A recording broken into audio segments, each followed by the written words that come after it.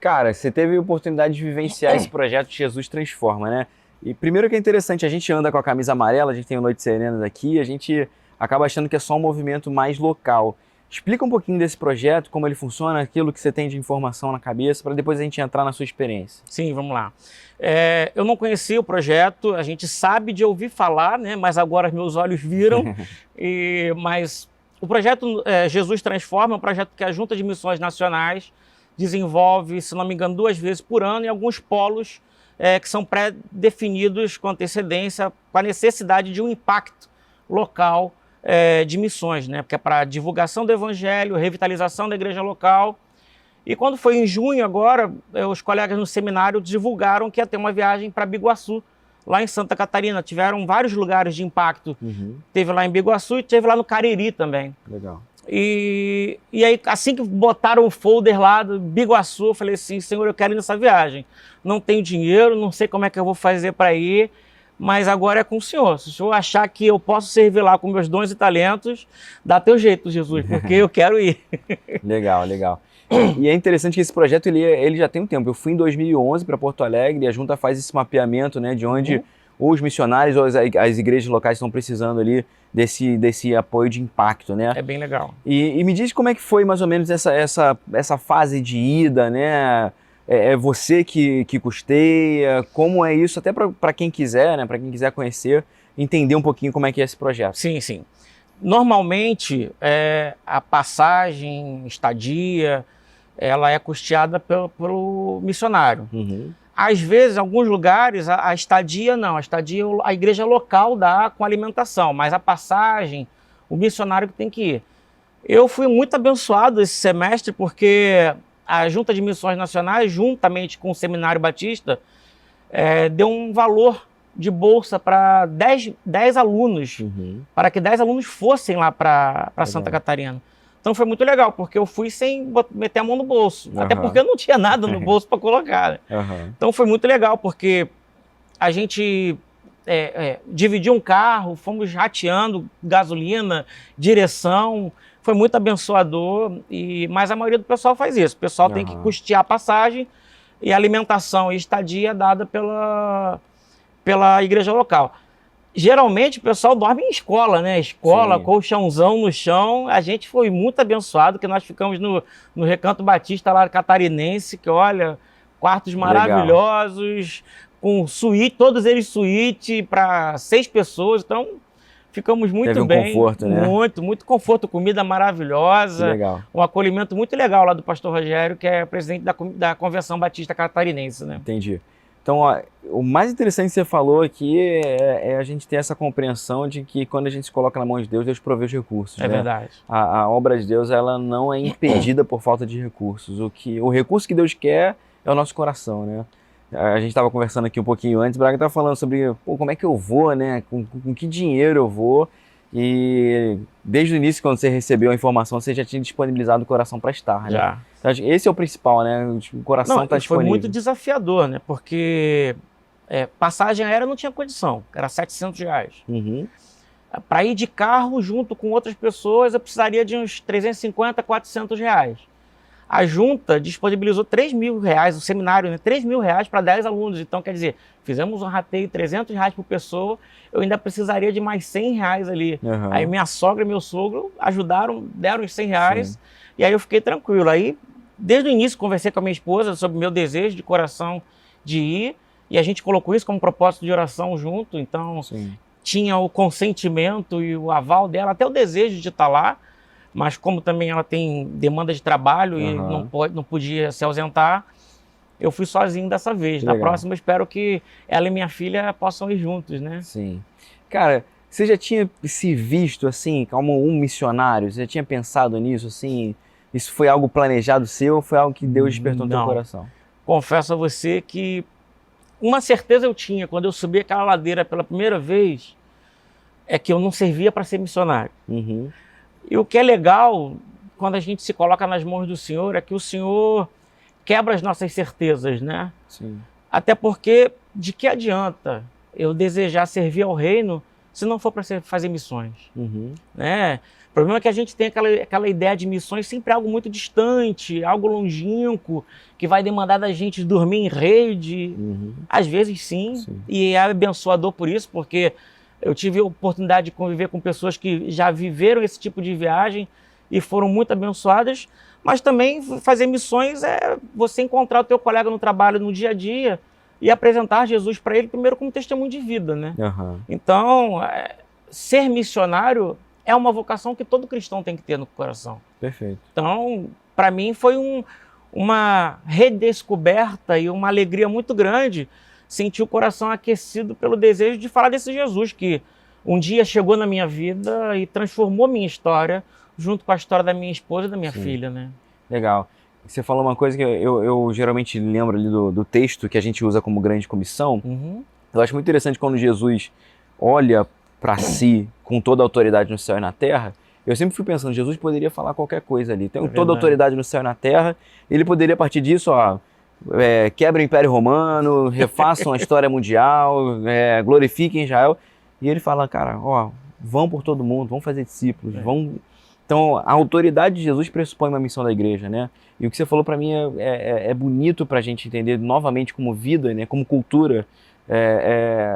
A missão é uma cultura da igreja. A missão, na verdade, ela está atrelada à essência da igreja, né? Então, a gente precisa começar a voltar a se ver como missionários aqui dentro, né? Você teve essa experiência lá e você estava falando, né? É um pouco da nossa condição humana, né? A gente precisa de eventos. E como é que foi para você como é chegar lá, conhecer, estar num lugar que você não conhece, conhecer outras pessoas? Você trabalha com uma equipe, né? Sim. Tínhamos lá 54 pessoas. Fomos aqui do Rio, 10 alunos, né? Mas a gente acabou que mesclou para poder justamente conhecer outras pessoas, fazer outras amizades. Então isso é estimulado junto à liderança da junta que acompanha a gente, né? Inclusive o pastor William, um grande abraço para ele. É estimulado esse convívio, essa troca de experiência. Mas chegar lá foi muito fácil, foi muito tranquilo, porque a gente foi muito bem acolhido. Desde a nossa chegada, a gente foi recebido com um coração muito, muito carinhoso, de um desejo de que a gente estivesse levando verdadeiramente a palavra de Deus para aquele lugar. E é interessante porque ali em Biguaçu é uma cidade muito mística. É uma cidade que acredita muito nesse misticismo. Então tem pessoas que são voltadas para coisas espirituais que a gente não conhece. Tem testemunho de Jeová, tem hindu, tem de tudo quanto é coisa que você fica assim, caramba. E você tem que ter essa habilidade de conhecer e conversar com as pessoas sem julgá-las, né? É somente apresentar Jesus e fazer discípulo, que é caminhar junto, né? Caminhar junto, trazer essa pessoa para perto e falar assim, olha, tem algo novo para te apresentar. Tem algo maravilhoso que depois que você experimentar, você não vai querer largar mais. Né? Então foi muito legal chegar ali em Biguaçu, ser bem acolhido. É um trabalho muito legal e para mim foi muito bom, em particular porque me fez lembrar da nossa igreja, sabe? Eu sempre ouvi a minha sogra, meu sogro falando que a Abarão é uma igreja missionária. E eu já tive a oportunidade de fazer uma viagem missionária aqui com a Abarão. A gente foi para Varginha, ficamos lá 20 dias em Varginha, foi maravilhoso. E é verdade, eu já tinha essa semente no meu coração e reacendeu essa semente, esse desejo de fazer missões, tanto que eu voltei e já falou pastor Novaes, falei, pastor, vamos fazer uma viagem missionária, vamos planejar uma outra viagem daquela para a gente ir para fora. Tem tanto lugar sedento de falar de Jesus, né?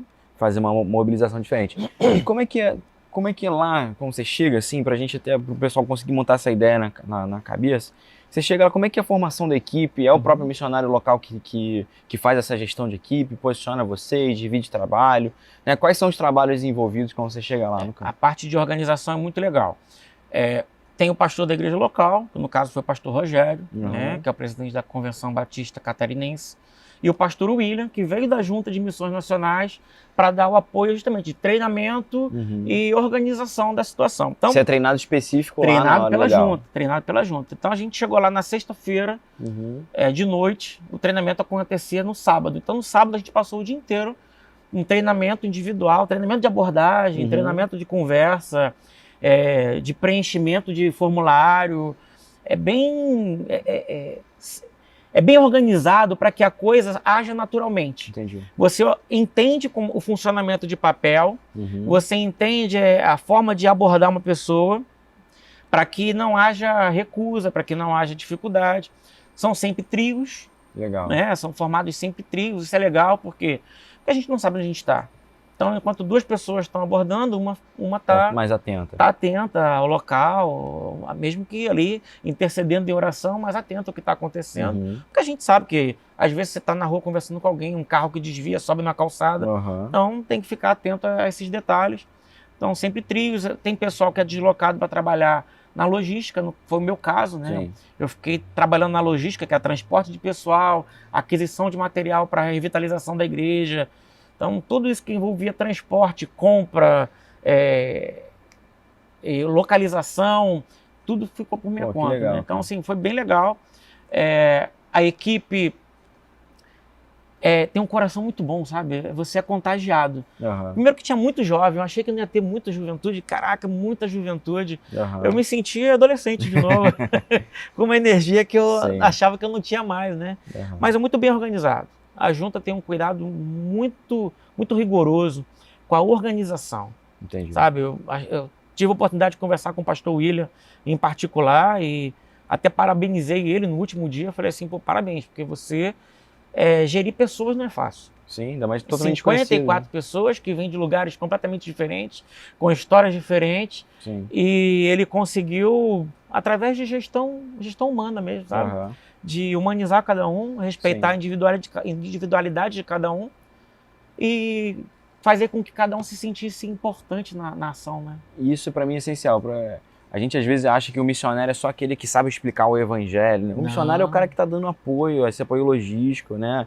E geralmente as igrejas, né, menores ou que estão em formação, elas, às vezes o problema do pastor não é a teologia, que às vezes o cara é formado.